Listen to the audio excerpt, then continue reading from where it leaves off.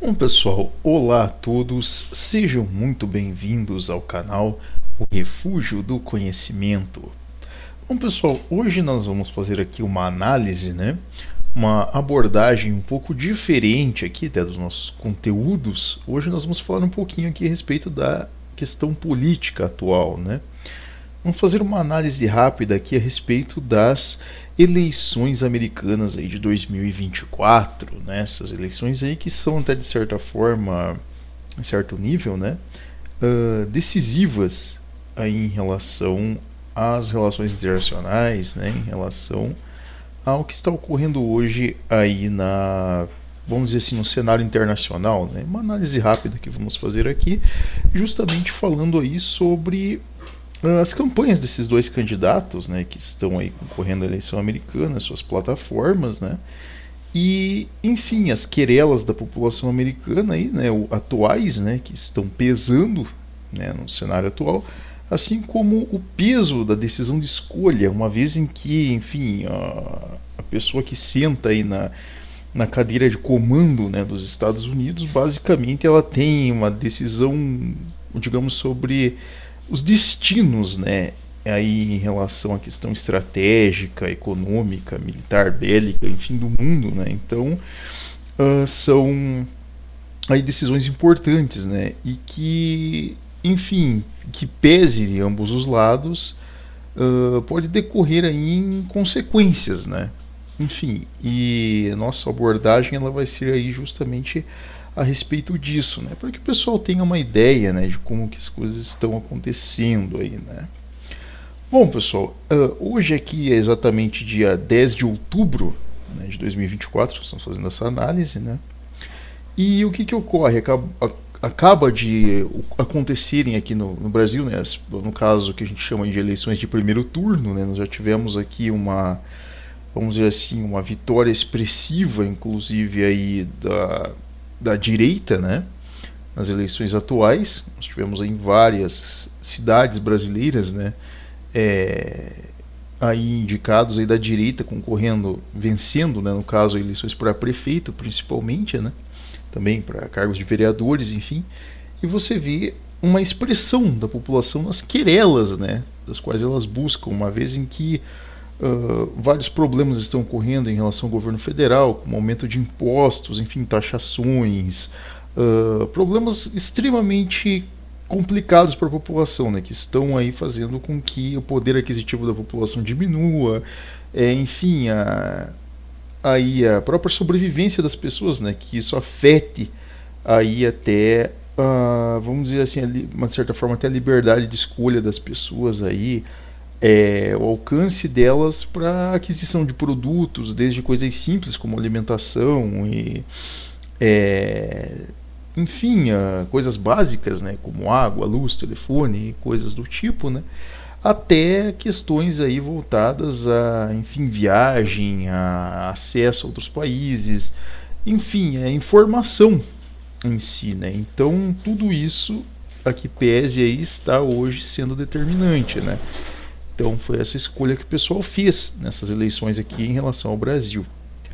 Porém, em relação aos Estados Unidos, a gente vê que a gente está saindo da questão micro, que hoje nós estamos vendo aqui no Brasil, que são localidades, que no caso é a questão regional, e vamos para o macro, que no caso dos Estados Unidos nós estamos falando aí basicamente da nação dita aí mais poderosa do Ocidente, que todos sabemos, nos dias atuais, vamos dizer assim, até por tantas informações no YouTube, em outros canais, as pessoas estão até carecas de saber, que, enfim, nós temos aí grupos de poder no mundo hoje que lutam entre si, digamos, para uma hegemonia de influência em relação às diferentes regiões do mundo, Nós temos aí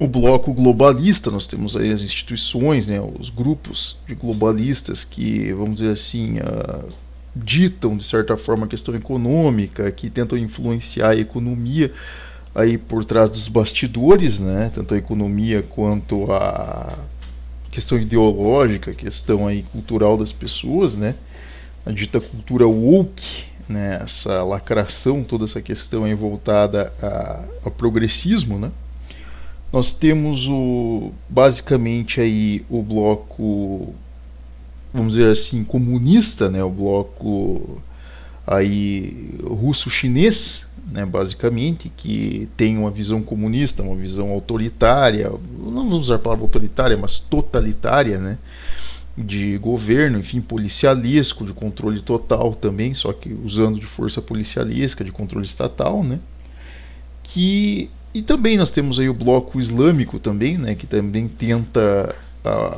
ali abocanhar a sua parte, digamos, ali através da teocracia, né? Enfim, a teocracia ali totalitária também. Então nós temos aí grupos de influência que se degladiam entre si. E esses grupos eles tentam ter o controle ali sobre a questão de poder.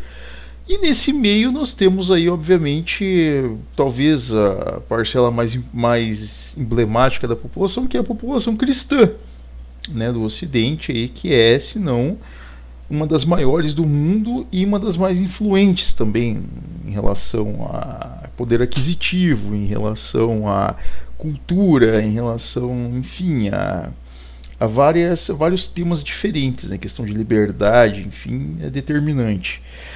E o que acontece? Em relação ao Ocidente, hoje o país que mais representa um bastião, entre aspas, de defesa bélica, vamos dizer assim, simplesmente estrutural, né? Não falamos mais de questão cultural, porque os Estados Unidos, infelizmente, já não é nem de perto a nação que foi um dia, né? Culturalmente falando, mas em questão estrutural e bélica, né? O último bastião de defesa da liberdade, vamos dizer assim, ali factual, né, das pessoas ali, né?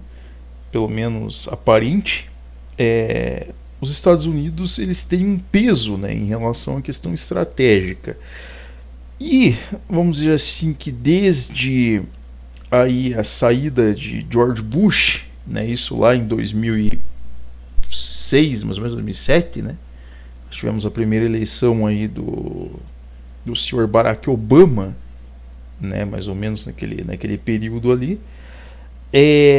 nós tivemos aí uma decadência, vamos dizer assim, na própria estratégia norte-americana, na própria questão estrutural, né, do país. Não somente na parte interna, né, que até a população reclama muito disso. Inclusive, o pessoal quando elegeu o Obama muito por questão cultural, étnica, enfim, outras coisas, né, e que pese assuntos progressistas, a população comemorou muito, mas foi um indivíduo que basicamente aumentou impostos, tornou aí a estrutura, basicamente o funcionalismo do país, né, as engrenagens do país mais subservientes e dependentes ao Estado, né, com assistencialismo, assim como afugentou muitas empresas do país justamente aumentando impostos, enquanto que a China diminuía os impostos, e muitas empresas, né, que isso já tinha ocorrido desde a época do Henry Kissinger, lá no final dos anos 80, né, já tinha começado essa política macabra e absurda aí de facilitar a ida de empresas norte-americanas para a China,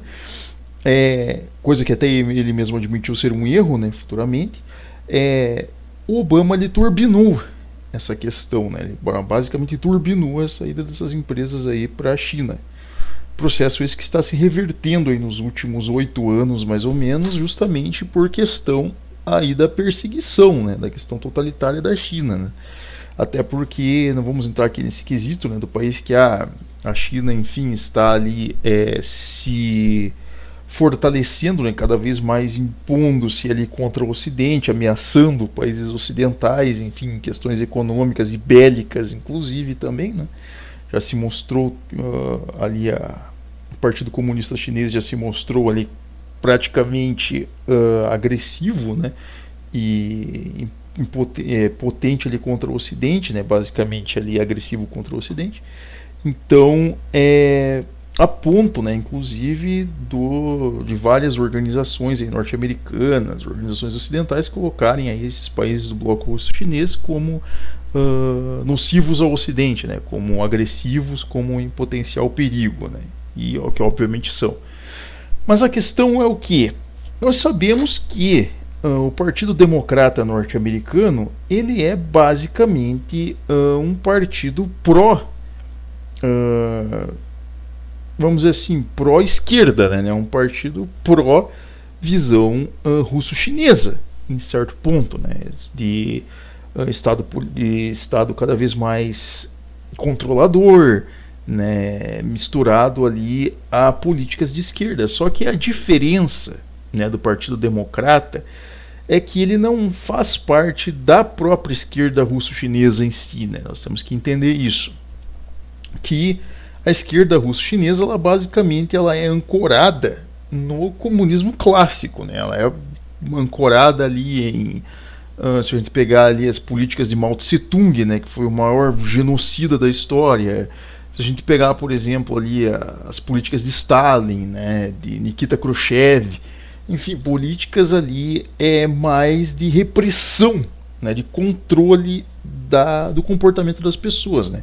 Vide aí, no caso, perseguição religiosa na China, né, que hoje basicamente você não pode ter nem imagens, né, dos santos nas igrejas, enfim, as próprias imagens de Cristo e Nossa Senhora é proibido, só pode ter imagens de membros do Partido Comunista, então é algo assim absurdo, bizarro, né. Enfim, é uma coisa assim terrível que está acontecendo hoje na China, né? E o que acontece?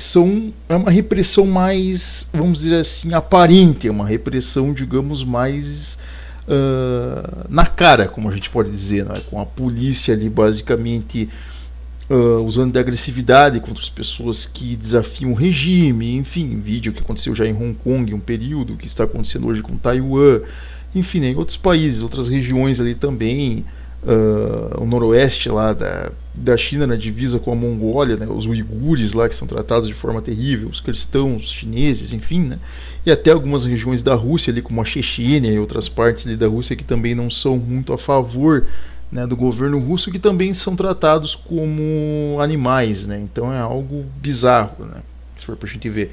Então a esquerda norte-americana ela não é ligada, vamos dizer assim, ao projeto russo-chinês, muito que bem. Porém, eles são ligados ao globalismo, que não passa de outra forma de esquerda, né? Uma outra forma, não de um uso policialesco aparente, mas do qual o totalitarismo ele também se faz presente, porém de forma velada, né? Que é o que a gente vê hoje com o globalismo, o progressismo, que é o que, vamos dizer assim, você utilizar de toda a estrutura possível, como mercados, como empresas, indústria, mídia, comunicação, enfim, todos os meios aparentes possíveis para, vamos dizer assim, ilhar, vamos dizer assim, a atitude da pessoa a ponto dela se obrigar a seguir a ideologia, nesse caso a ideologia woke, né, que está sendo aí lapidada, entre aspas, aí pela esquerda progressista, que graças a Deus, vamos dizer assim, não está prosperando, né? Vamos ver assim que estão levando muitos tropicões aí, né? Então, o que ocorre? A esquerda norte-americana ela é basicamente progressista, no sentido de seguir ideias como, por exemplo, de Saul Alinsky, de Antônio Gramsci, de, enfim, indivíduos que eles seguem essa linha, né, como as feministas, né, no caso lá da segunda onda, né, como Simone de Beauvoir e outras, né. Então esse segmento é mais desconstrutivista do ser humano, né, essa questão é autodestrutiva, né. Então ela é diferente, ela é velada, mas ao mesmo tempo ela segue o mesmo totalitarismo de uma forma diferente. Então o que ocorre? A esquerda norte-americana, ela de certa forma odeia a forma como a esquerda russo-chinesa se porta, mas ela ama os mesmos objetivos finais de controle, basicamente. E a pedra do sapato deles que surge, né, nesse projeto, né, desses últimos anos é que justamente a população, obviamente, norte-americana, ela tem vamos dizer assim, um legado, mas tem um ímpeto de serem, digamos assim, desafiadores, né? É uma população que passou por várias guerras, por vários conflitos, então é uma população que ela tem uma vivência, vamos dizer assim, com digamos assim, a liberdade no sentido de não ser subserviente a ninguém, de não ser dependente de nada, né? Então de serem sempre autossuficientes em vários pontos, né? Principalmente politicamente falando, né? Então vamos dizer assim, que sempre eles estão ali em dinâmica, né? E normalmente a população norte-americana ela tende a ser mais conservadora em vários sentidos, principalmente pela questão nacionalista, pela questão religiosa em certo ponto, algumas regiões do país, hoje já nem tanto, né, infelizmente, mas também por esse sentido, né? E também pela questão de consumo em si, o próprio capitalismo, enfim, que gera essa liberdade aparente. Então a população ela tende a, digamos assim, proteger, né, esses pontos principais, né? Enfim, e nesse ímpeto, né, de se proteger, se blindar contra as loucuras e o sucateamento do país pelas mãos do seu Obama, surge aí a figura do homem do topete laranja, né? O homem da pele laranja aí, né? O homem do topete, né? O senhor Donald Trump, né? Surge nesse sentido como um concorrente a isso, né? Como um ponto fora da curva, né? Um indivíduo que ele, enfim, por ser rico, por ter muito poder aquisitivo, é um ponto fora da curva, né? E ele consegue, né, ser eleito, para o desespero da esquerda, ele consegue ser eleito aí, vamos dizer assim, acidentalmente aí em 2016, né? E ele começa a fazer aquilo que é esperado pelos ocidentais cristãos. Ele começa justamente a quebrar toda essa política de esquerda. Ele começa a recuperar a pungência econômica do país, questão estrutural, né? Uma pequena análise, né? Toda a questão estrutural, a questão econômica, enfim, militar, religiosa, enfim, ele começa a ajudar vários meios, ele começa a recuperar, vamos dizer assim, a potência do país, né? Aquilo que a esquerda não queria que fizessem. A esquerda queria que os Estados Unidos se tornassem subservientes a ponto de ficarem mais fracos do que China e Rússia, né? Que no final o objetivo do comunismo é basicamente esse, né? O controle aí basicamente de toda a estrutura mundial, né? Mas vamos dizer assim que o Trump foi um ponto fora da curva e ele conseguiu reverter isso de certa forma, né? Trazer, digamos assim, a direita para a briga, né? Trazer a população para a briga. E basicamente a população tomou gosto por isso, né? Mas nós tivemos aí suspeitamente esse vírus, né? Essa tal desse coronavírus, né? Essa pandemia, entre aspas, a gente pode chamar de epidemia, né? Mas enfim, essa doença muito repentina, né? Muito estranha de acontecer justamente num período eleitoral, né? Nos Estados Unidos, que vai culminar aí com a derrota do Trump para um indivíduo também de esquerda extremamente morno e fraco, né? Um indivíduo completamente ali manipulável, chamado Joe Biden, né? Que vai governar os Estados Unidos por 4 anos, continuando toda aquela porcaria, digamos, que o seu Obama tinha começado de basicamente sucatear os Estados Unidos, né, de derrubar os Estados Unidos novamente. Pois bem, e chegamos na situação em que o que ocorre, até mesmo até alguns filósofos, né, em um período atrás, aí, como o próprio Carlos Noguier, né, como o professor Olavo de Carvalho, né, inclusive, Jeffrey Nyquist, entre outros, diziam a seguinte situação, de que ia chegar num ponto em que o que ocorre? Esses blocos, que às vezes se dão as mãos, né, como o bloco globalista, comunista, os islâmicos às vezes se dão as mãos, né, em alguns projetos, em outros pontos eles se odeiam e se confrontam, né? Porém, esse confronto algumas vezes ele pode gerar problemas maiores, né? E até as pessoas pensavam que isso poderia levar muitas décadas, muito tempo, eles provavelmente chegariam em uma certa hegemonia de controle, enfim, isso poderia acontecer. Mas ocorreu justamente o contrário, que até mesmo os grandes filósofos não esperavam, né? Os grandes pensadores aí do século XXI, os mais recentes, não esperavam que isso acontecesse, né? Que era justamente o que ocorreu ali no caso da Rússia atualmente, né? Por quê? Até ocorre já da questão de Israel, já está acontecendo já há mais de 50, 60 anos, até um conflito que nós temos de entender que ele é até meio que um conflito fabricado, né? Você precisa ter ali a nação de Israel sendo um escudo para o Ocidente, mas ao mesmo tempo um ponto estratégico até para a indústria de armas aí, para poder continuar vamos dizer ali, contendo o mundo islâmico, né, como uma espécie ali de fronteira, né. Então é até lógico que aquele conflito ali esteja quase que permanente nas últimas décadas, né. Porém, ninguém esperava o que iria acontecer na questão da Rússia, né. Essa guerra, no caso, que ela se inicia justamente por causa das alianças do filho do senhor Joe Biden, né, o queridinho Hunter Biden, né, que tinha vários negócios ali com os empresários ucranianos, isso já comprovado basicamente na mídia norte-americana, nos lugares que ele tinha negócios aí por baixo dos panos, né, com os empresários ucranianos, pessoal da alta casta ucraniana, e inclusive era conhecido do senhor Volodymyr Zelensky, né, atual presidente aí da Ucrânia, né. Enfim, tinham laços bem próximos, né, contatos bem próximos.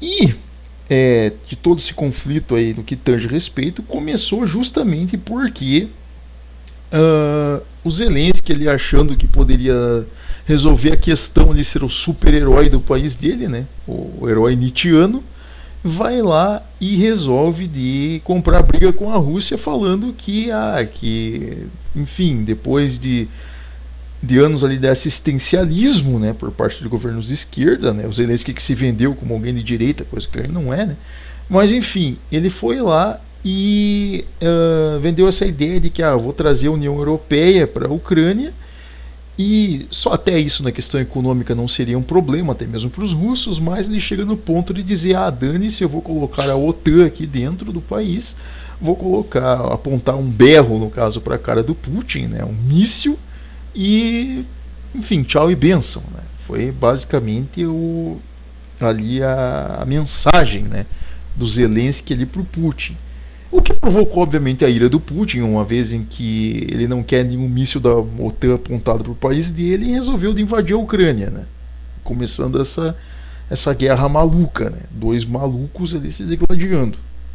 E mais maluco ainda nessa história é o seu Joe Biden, né, que vai lá e começa a incentivar o negócio, a colocar lenha no fogo, dizendo que o Ocidente iria apoiar a Ucrânia para peitar a Rússia. E se a Ucrânia quiser colocar um míssil dentro do país deles, deixem colocar um míssil no país deles, porque nós estamos mandando. Nós aqui não seria o Joe Biden, né, porque ele é só um fantochezinho. Nós seria o Clube Bilderberg, né, os globalistas, né, e, né, falando na cara do Putin que se a gente quiser colocar um berro na sua cara, a gente vai pôr. E eis que aí começa um tremendo de um conflito, né, entre esses dois grupos, né, dois grupos de poder que têm poder o suficiente para se destruírem, né, e que agora está por um fio, né, disso acontecer. O reloginho ali do juízo final está marcando 5 minutos para dar meia-noite, já tá para explodir, né, o negócio. Então você vê que é uma situação ali, um ponto de ebulição terrível, o qual não acontece, o qual está muito pior do que foi, digamos ali, a crise dos mísseis na época de John Kennedy, né? Tá muito pior, uma situação extremamente pior, né? Que foi causada justamente por esses conluios e esses acordos aí dos globalistas com ali empresários corruptos ali da Europa Oriental, e que também provocou a ira de um outro maluco chamado Vladimir Putin, né? Enfim, então você tem uma situação ali em que não tem quase escapatória, né, nesse sentido. E os Estados Unidos mergulharam nesse conflito aí como uma espécie de financiador, né, por parte de uma espécie de credor, né, por parte ali do Sr. Joe Biden, né. Coisa que o povo americano não está gostando muito, né. Levaram anos para conseguirem se livrar da questão do Iraque, né, que ainda foi muito mal feito ainda, né, a retirada dos soldados de lá, a questão do Afeganistão, que foi uma piada justamente pelas mãos do Sr. Joe Biden, né? Então já foi o reflexo ali de uma péssima administração nesse sentido estratégico, e que agora está pior ainda na situação ali da Rússia, né? Sendo que a população americana não quer continuar patrocinando esse circo, essa loucura, uma vez em que eles também fazem parte disso e são inimigos número 1 dos russos, né? Então por aí você já vê que não é bom para ninguém essa situação, né? Nem para a própria Rússia, nem para os Estados Unidos é bom essa situação. Mas que, de tanto globalistas, aqui leia-se esse grupo que não tem nacionalidade nenhuma, mas que utiliza principalmente do capital norte-americano, e o grupo russo-chinês, né? Então ali que se degladiam entre eles, né? E onde que entra essa questão eleitoral norte-americana nesse sentido todo?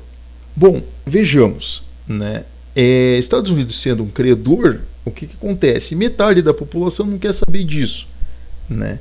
Tem uma pequena porcentagem que quer saber porque ganha alguma coisa, enfim, né? Porque tem ali alguma vantagem, porque são loucos de querer ver guerra, né?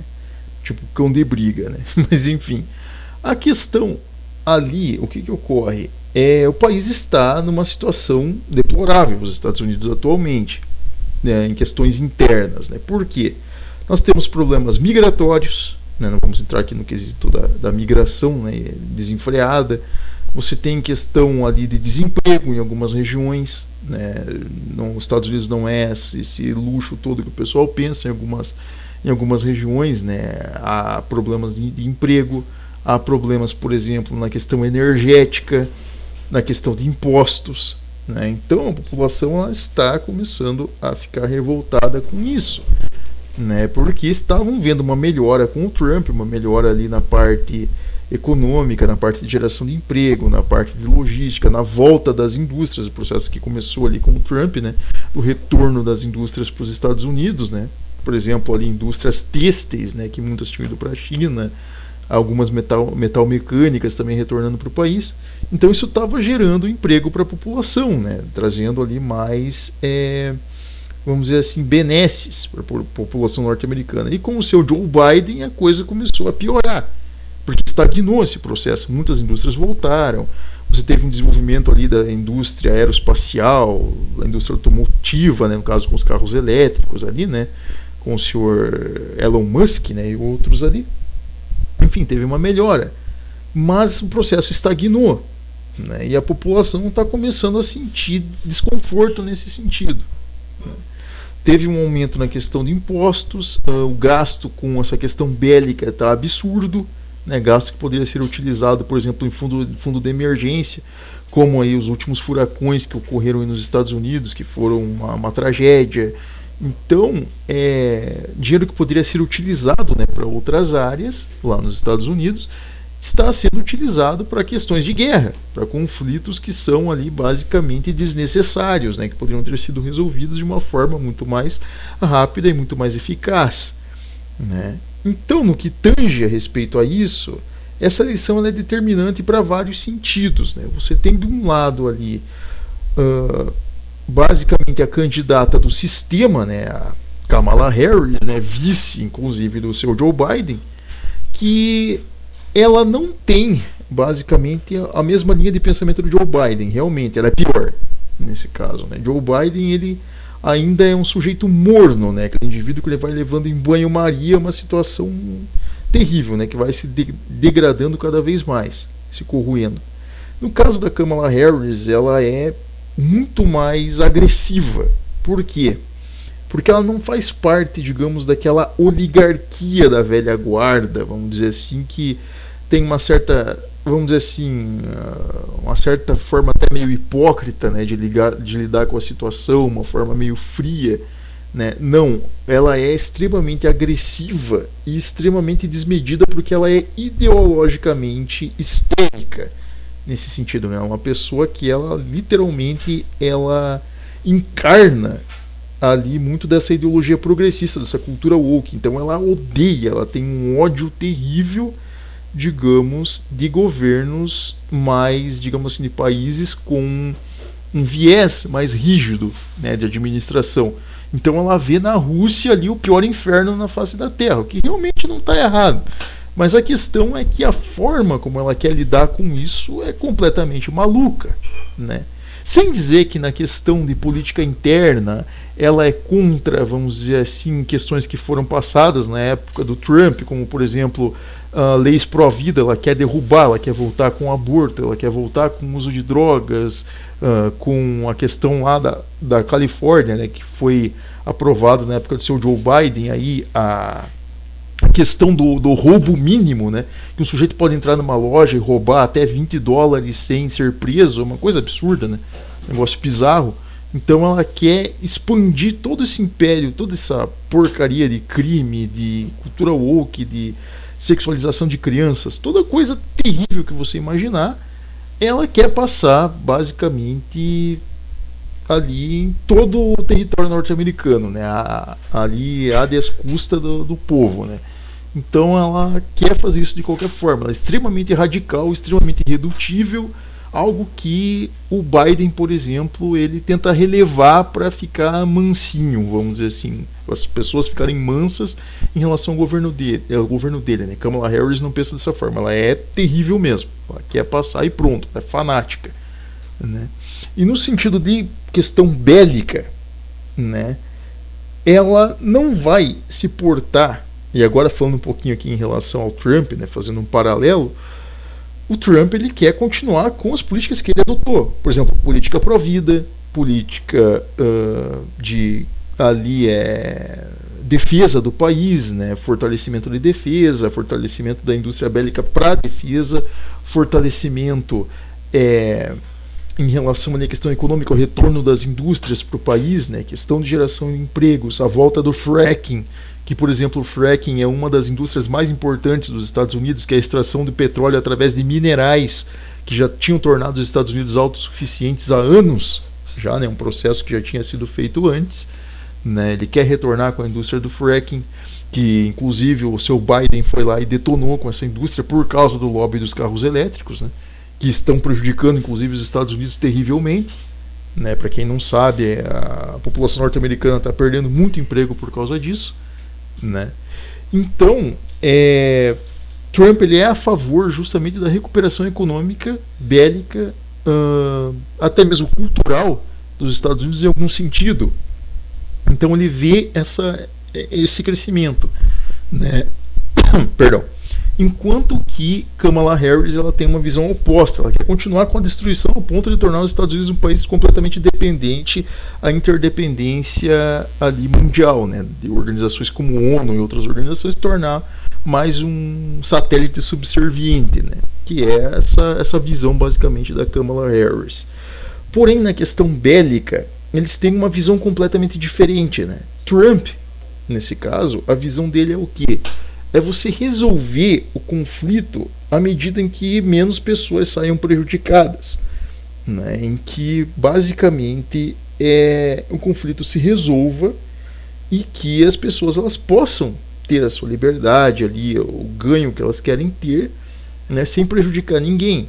E qual seria a situação atual, né, que basicamente Trump ele faria, né? Seria sentar, obviamente, na frente de Putin, né, sentar na mesa na frente de Putin e negociar com ele, falar o seguinte: olha, enfim, nós temos uma situação em impasse, não queremos disparar mísseis nucleares um no outro, nós dois temos botões vermelhos e ambos funcionam, se a gente apertar vai sair míssil e um vai disparar no outro, né, vamos destruir os nossos países, né, e outros países ali no nosso entorno, né, vamos causar um conflito mundial, a destruição de vários locais, e às custas de basicamente às custas de pessoas ali que não, vamos dizer assim, que deveriam ser as verdadeiras responsabilizadas, né, por tudo isso, e que, enfim, sempre saem ilesas, né? Então, para que não continuemos dando dinheiro para esses indivíduos, né, afinal eles ganham com essa guerra, né, vamos negociar. É o seguinte, enfim, a Ucrânia devolve a vocês o território que ela conseguiu, vocês devolvem o território que vocês anexaram da Ucrânia, né? A União Europeia entra na questão econômica na Ucrânia, mas a OTAN não coloca o início basicamente dentro ali no caso do território ucraniano, né? Então isso seria aí de praxe, basicamente. Então, basicamente, né, se o pessoal analisar nesse sentido somente bélico, né, a resolução de Trump seria justamente negociar ao ponto de que a Ucrânia recuperasse seu território, né, gozasse da questão econômica ali, né, tivesse acesso, né, questão econômica, liberdade para as pessoas, mas que não ofendesse, não, digamos assim, agredisse a segurança, digamos, da Rússia, né, em relação a justamente serem inimigos da OTAN, logicamente, né, da OTAN ter sido criada justamente para proteger o Ocidente da Rússia, né. Então, para você ter um corredor, uma linha de perdão, digamos, entre esses dois grupos, para que não haja um conflito. E é muito que certo, né? Trump provavelmente chegaria num acordo com Putin nesse sentido. Então a Ucrânia sai ilesa e a Rússia também sai ilesa, todo mundo sai bem, né, nessa situação, e vida que segue, né? Na questão econômica, como disse, Trump voltaria com a questão do fracking, com a questão da geração de empregos, enfim, ali com a legalização de alguns imigrantes, ali com a deportação dos que são ilegais, dos errados, enfim, daquele pessoal que entra ali por malandragem, né? Questão, por exemplo, religiosa, por exemplo, a questão pró-vida, garantir, né, que a religião tenha ali o seu espaço, que a questão pró-vida continue, né, que os projetos ali estejam de acordo, né, acabar com toda essa indústria, né, ali de sexualização de crianças, toda essa coisa bizarra, né, Trump com certeza atuaria dessa forma, né, justamente combatendo essas coisas e trazendo uma melhora ali estrutural, econômica, social para os Estados Unidos, que é o projeto dele, né, que ele tinha começado em 2016, que foi interrompido. No caso de Kamala Harris, o que entra a situação? Ela já prometeu, basicamente, nessa campanha, né, que ela vai aumentar impostos, que ela vai restringir liberdades. Por exemplo, um dos projetos dela, como eu disse, a questão ali do assalto útil nela, que é tentar passar para o país, o que é uma loucura, né, que já tornou a Califórnia o estado mais criminoso dos Estados Unidos e mais terrível. Ela queria passar para outros estados. Questão do aborto, questão de ideologia de gênero e outras coisas, ela trazer tudo isso à tona, né, tentar impor isso via Congresso, né, fazer um lobby terrível para que ela consiga de toda forma passar isso. Ela já tentou mexer os pauzinhos, ela já falou que gostaria de mexer os pauzinhos para mexer na Suprema Corte norte-americana, o que é inconstitucional nos Estados Unidos, né? A Suprema Corte, assim como no Brasil, ela é cargo vitalício, né? Ou, no caso, a aposentadoria compulsória, né, do ministro. Então, o que acontece? Isso é inconstitucional nos Estados Unidos, mas ela queria mexer os pauzinhos, né, o que já mostra aí um ato ditatorial, né? Antes mesmo dela querer pisar dentro da Casa Branca, né, ela já tem projetos meio mirabolantes e bizarros. Questão, por exemplo, de assistencialismo. Ela já disse que vai aumentar o imposto sobre produção, o que é algo terrível, que as indústrias não gostaram nos Estados Unidos nem um pouquinho. Muito menos os trabalhadores, né, porque sai do bolso deles, né, tira da boca deles, né, da família deles.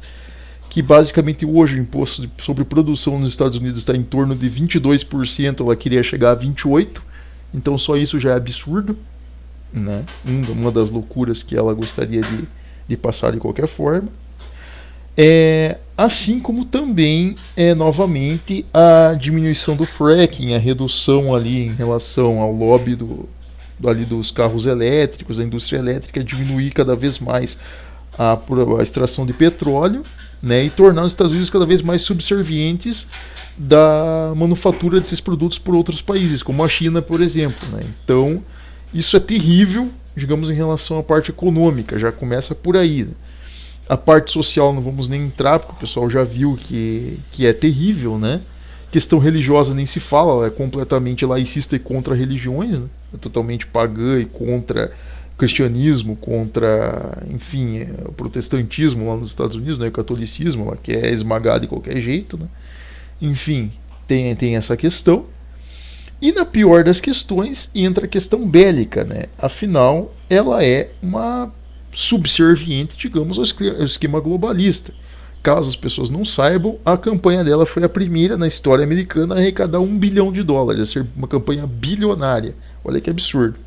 E todos sabem que, enfim, 40% desse dinheiro, se não mais, é de bilionários, de indivíduos ali do deep state, né, que a gente chama ali, né, indivíduos aí do clubinho dos globalistas, né, que investem dinheiro justamente para continuarem com o seu circo ali de fornecimento de armas, de indústria e de geração de dinheiro para eles, né.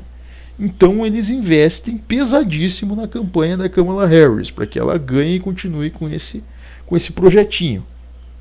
E o objetivo deles é justamente continuar esse conflito, no caso com a Ucrânia, né, esse conflito da Ucrânia ali patrocinando e retirando cada vez mais dinheiro da população norte-americana ali como uma, vamos colocar entre popular aqui, uma vaca leiteira, né? Tirando o dinheiro da população norte-americana e injetando basicamente na indústria bélica, né? Que é basicamente metade da indústria bélica, quem é dono são basicamente os globalistas, né?